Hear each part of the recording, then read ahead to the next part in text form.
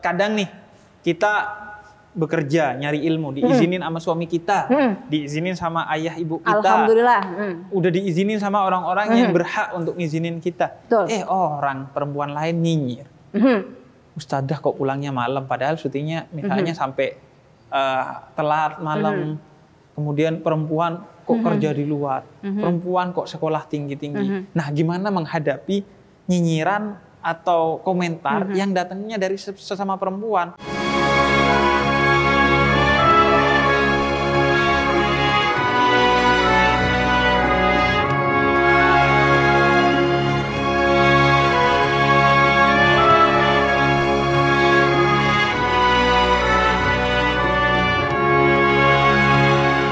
Assalamualaikum warahmatullahi wabarakatuh. Akhirnya kembali di Cahaya untuk Indonesia bersama saya Husein Ja'far Al-Hadar, dan hari ini saya bertiga atau berdua, Ustaz? Bertiga, Abi pada aku. Bertiga. Kamu namanya siapa? Aku Ina Beautiful. Ina Beautiful. Ina. Kalau anak di Ina. Itu Ina Bobo. Tapi aku kalau melihat Habib ya minum sekuter hangat-hangat, ganteng banget, Masya Allah. Ya ampun. Jadi kita nih tadi sudah di bridgingin sama Ustadzah. Jadi dunia tuh atau bumi tuh kayak jadi penjara kalau buat perempuan. Nggak boleh, bahkan nggak boleh banyak-banyak keluar rumah. Betul. Nggak boleh kerja. Iya. Nggak boleh, atau minimal dibatasi kerjanya. Betul. Sekolahnya sampai S3 aja, SD, SMP, SMA. Betul. Jangan kuliah dan lain sebagainya. Nah, Ustadzah, sebenarnya pandangan Islam nih tentang perempuan tuh sebenarnya benar nggak gitu? Perempuan tuh harus dibatasi minimal atau nggak boleh sama sekali dalam hal keilmuan dan kemudian pekerjaan. Nah, gimana Ustadzah? Don't saga, don't tales. Habib nggak gitu juga, keles. Masya Allah, dalam Islam ini diangkat harkat dan derajat wanita. Masya Allah ya, karena memang datangnya ajaran agama Islam yang tadi sebelumnya perempuan ini pada masa jahiliyah diperjualbelikan, dijadikan budak. Tapi ketika datangnya Rasulullah, Masya Allah ya, yang memang kegelapan menuju terang benderang, begitu pun juga perempuan diangkat harkat martabatnya.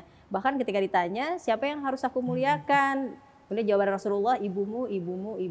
Artinya tetap sih Habib ya, ada batasannya. Harus juga tahu tentang fitrahnya seperti apa. Bahkan Syekh Yusuf Qaradawi mengatakan, yang pertama carilah pekerjaan yang memang jenisnya ini sesuai dengan syariat. Jangan sampai pulang terlalu larut, kemudian juga tidak ikhtilat dengan laki-laki, terus juga bisa menjaga dirinya. Yang kedua, fitrah sebagai seorang anak perempuan, sebagai istri, sebagai ibu. Biar makan buah atep anget-anget, perannya makin mantep banget. Makan durian anget-anget, insya Allah perempuan makin keren banget. Cakep. Telat deh bilang cakepnya.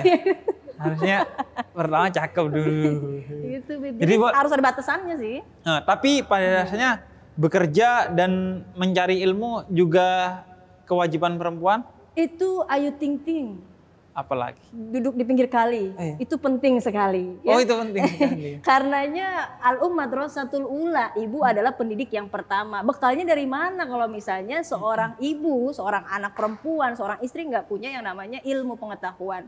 Bahkan ilmu ini kan memang faridhatun ala kulli muslimin wal muslimat, wajib dituntut, dicari, baik itu muslim laki-laki dan juga perempuan. Masya Allah ya, insya Allah. Mudah-mudahan manggut-manggut tanda setuju. Dengan ilmu cemungut-cemungut perempuan makin maju. Gitu. Kalau misalnya ada kondisi gini, Bib, yang istrinya berkarir, misalnya karirnya baik, artinya di jalan yang baik, lalu suami yang kurang mendukung, itu gimana tuh, Bib? Ya, suami itu perlu kemudian belajar. Karena amal itu butuh ilmu. Kalau amal tanpa ilmu itu akan ngawur, akan kemana-mana. Nah, sebagian orang tidak memiliki ilmu tentang rumah tangga. Dia modal hanya mampu secara ekonomi, kemudian mampu secara biologis, kemudian dia nikah. Secara spiritual dan secara akademis, dia gak mampu, gak punya ilmunya tentang pernikahan, sehingga kemudian mengekang-ngekang istrinya dengan kekaangan-kekaangan yang tidak berdasar dalam agama. Apalagi kalau istrinya bukan hanya berkarir, bukan hanya mengaktualisasikan potensi dirinya yang diberikan oleh Allah, tapi karirnya itu menjadi jalan jihadnya dia, Iya. jalan dakwahnya dia, jalan kebaikannya dia. Kan pahalanya ya gak kemana-mana juga gitu, pahalanya juga ke keluarganya gitu, ke suaminya, ke anaknya, dan lain sebagainya. Apalagi kemudian kalau bicara, tapi kan urusan rumah jadi terbengkalai. Sebenarnya dalam Islam, urusan rumah tangga itu juga menjadi tanggung jawab suami. Ya. Kalau istri sedang berkarir, maka suami yang mengikhlaskan dirinya untuk mengurus rumah tangga, termasuk mencuci pakaian, mencuci piring, mengurus anak, dan lain sebagainya. Bahkan Nabi Muhammad itu menjahit sepatunya sendiri, menjahit sendalnya sendiri. Di tengah beliau adalah seorang nabi, bukan hanya seorang suami. Iya. Semua suami di muka bumi ini sekarang kan nggak ada yang nabi ya. Kalau nggak mau bersihin sepatunya sendiri, nggak mau nyuci, nggak mau ngepel, itu nabi aja mau, apalagi Anda yang cuma manusia biasa gitu. Bib, kalau soal keuangan nih, misalnya dalam keuangan dalam keluarga, kalau wanitanya yang berkarir atau istri misalnya yang bekerja, yang berkarir, itu apakah juga berkewajiban untuk menafkahi keluarga atau bagaimana uang yang didapatkan dari istri itu? Iya, gini, rumah tangga itu adalah rumah bersama, bagi suami dan istri. Karena itu keduanya harus saling suportif, saling mensupport satu sama lain. Betul. Sehingga sudah sepatutnya seorang istri yang berkarir, maka dia membantu perekonomian keluarga. Posisi dia tapi membantu. Membantu, ya. Karena kewajiban karir dan menafkahi itu adalah ada pada suami. Namun ketika suami telah membutuhkan bantuan dari seorang istri, sudah sepatutnya seorang istri membantu. Dan suami yang sadar diri ketika dibantu oleh istrinya, maka dia akan membantu balik urusan-urusan istrinya. Kadang nih, kita bekerja, nyari ilmu, diizinin sama suami kita, diizinin sama ayah ibu kita. Alhamdulillah. Udah diizinin sama orang-orang yang berhak untuk ngizinin kita. Betul. Orang perempuan lain nyinyir. Ustadzah kok pulangnya malam, padahal syutingnya misalnya sampai telat malam. Kemudian perempuan kok kerja di luar, perempuan kok sekolah tinggi-tinggi. Nah, gimana menghadapi nyinyiran atau komentar yang datangnya dari sesama perempuan? Betul. Seharusnya saling menguatkan. Ini malah justru yang merapuhkan itu betul. perempuan. Ini gimana tipsnya? Ya Allah, don saga, don tales. Seharusnya nggak gitu juga, keles. Keles. Jadi artinya ini dikatakan bahwa perempuan beda kan sama laki-laki. Laki-laki ujungnya laki, nyengir gitu ya. Ayang Beb dari mana? Ngaji, diem. Tapi kalau perempuan enggak gitu kan. Dari mana? Neng gitu kan. Abis ngaji, abis ngaji jenguk teman, wah gitu. Jadi mulutnya ada aja, itu tantangannya gitu kan. Bahkan yang namanya perempuan banyakan gosip, banyakan juga jelekin, mohon maaf. Makanya ini kita harus adanya saling watawasau bil haqqi watawasau bis sabri, nasihat menasehati dalam kebenaran, kemudian sabar. Kita nasehatin bisa mohon maaf gitu kan. Kita bawain hadiah, bahkan Rasulullah ada yang kayak begitu, bawain hadiah ya. Tahadu tahabu. Itu saling menasehati, tidak juga menasehati tapi berikan hadiah, maka cinta kasih sayang. Terus juga Masya Allah ya, kalau Anda mikir kayak gitu ujian sih Bib, di mana aja ada ujiannya kayak gitu. Nah, cara menghadapinya tuh Ustaz. Nah, biar kita tetap pertama terus berbuat baik. Ya, ini agak susah memang Rasulullah membalas kejahatan dengan kebaikan. Kadang kita udah digituin, dia jahat sama kita jahatin lagi. Itu memang yang seharusnya bisa lah kayak gitu. Cuman yang sebaiknya mengikuti Rasulullah, kalau dia jahat kita baikin. Itu ujian. Kalau kayak gitu bisa kita bawain oleh-oleh nih. Semalam tadi aneh habis berangkat kerja, pulangnya jam segini nih ada oleh-oleh biar dia tahu, Masya Allah. Kan bisa begitu. Yang kedua kita ajak ngaji, sebetulnya kurang ngaji kan dia ya. Kurang berangkat taklim. Empoknya kita ajak ngaji, kadang diajak ngaji begitu, mohon maaf mulu kayak lebaran gitu kan. Maka kita ajak ngaji. Yang ketiga kita doain. Mudah-mudahan jadi Allah lunakkan hatinya. Ya muqallibal qulub, tsabbit qulubana. Kita doa kita nih biar hati kita juga lunak semuanya ada di nikah wa ta'atika insyaallah. Itu aja Bip ya. Setuju tuh, memang hidayah dan hadiah itu satu akar kata dalam bahasa betul Arab. Banget. Jadi kalau mau ngasih hidayah ke orang dengan dakwah, emang seperti memberi hadiah. Jangan dilempar, jangan dengan kata-kata yang buruk. Kadang-kadang hidayah itu gak nyampe bukan karena yang kita omongin salah, tapi karena yang diomongin emang benar, cuman karena cara nyampeinnya gak benar. Iya betul ya Bib ya. Jadi emang cara ngasih hidayah ya kayak orang ngasih hadiah itu, karena emang satu akar kata.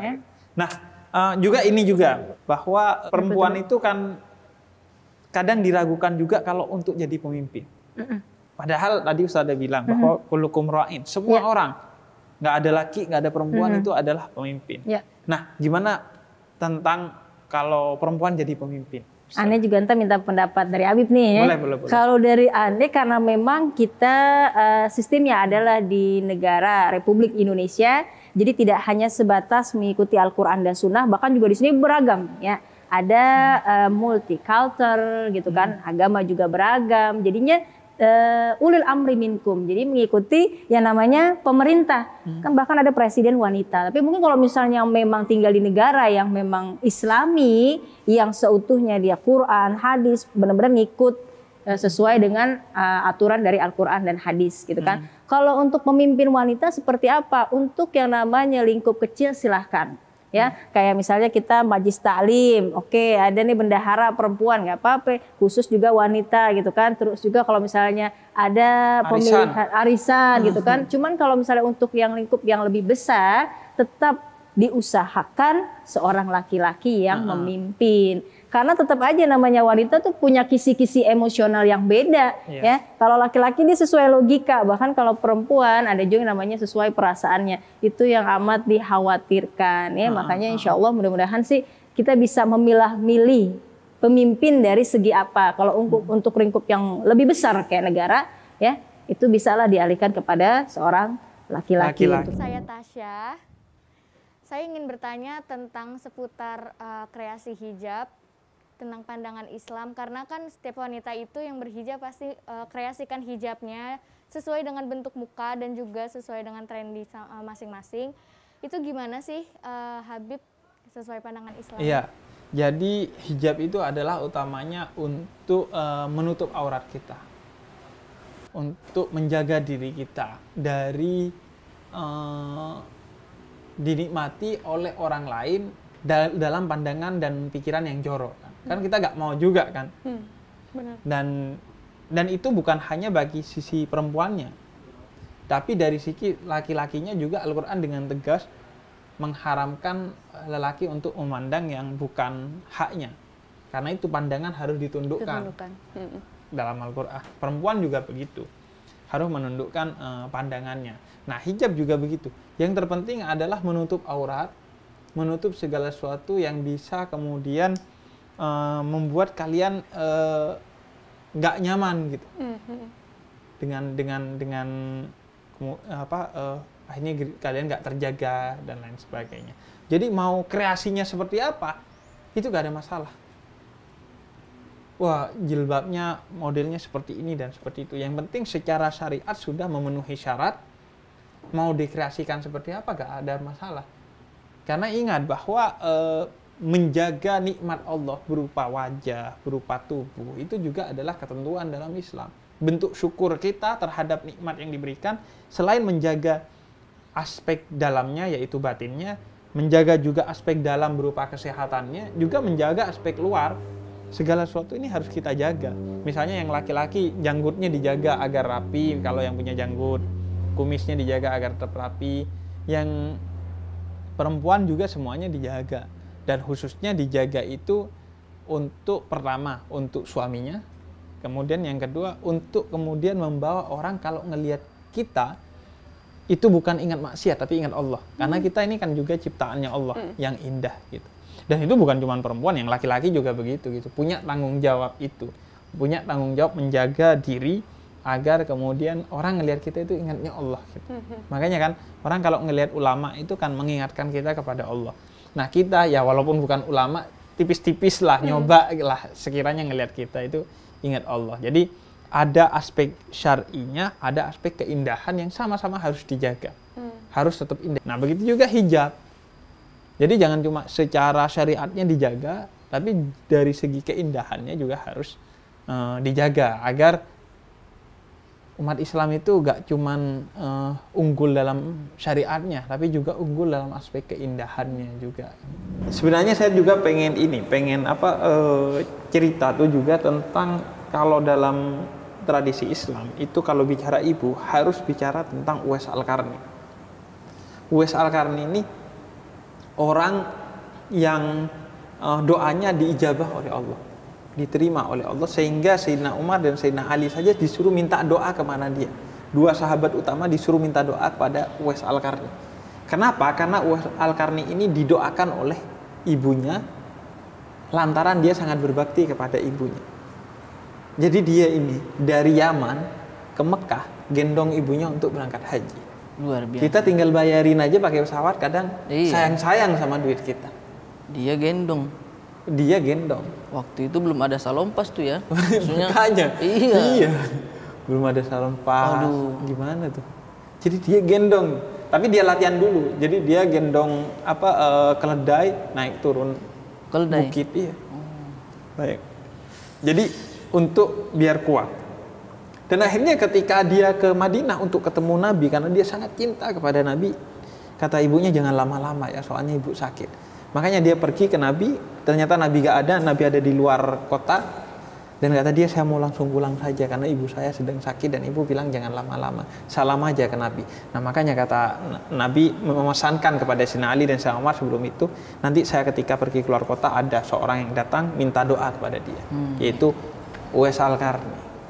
Jadi digendong loh. Digendong jauhnya itu. Iya, kita nggak usah gendong, tinggal bayarin. Iya, gitu. disuruh tolong pesankan dulu ini. Gojek dulu Gojek. Kita jangan dulu lagi main game ini begitu Iya, gitu. makanya. Jadi memang ibu itu keramatnya kita. Jadi kalau ada orang yang dia sangat patuh kepada gurunya, patuh pada habibnya, patuh pada kiainya, patuh sama ustadznya, tapi dia tidak patuh kepada orang tuanya, percuma. Percuma. Karena keramat utamamu adalah ibumu dan ayahmu. Sebelum kau mencintai orang lain, sebelum kau patuh pada orang lain, sebelum kau berbakti kepada siapapun, berbaktilah kepada ibumu dulu. Even itu guru, berbakti kepada ibu dan ayahmu dulu, baru kepada guru.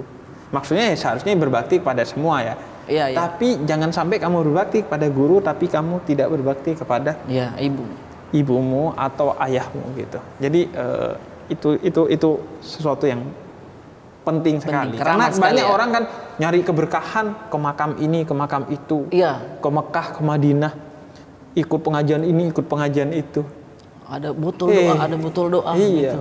Padahal ibunya nyuruh beli ini, nggak bisa bu, saya soalnya mau ke pengajian. Tinggalkan pengajianmu untuk ngurusin ibumu. Iya. Karena itu yang lebih utama.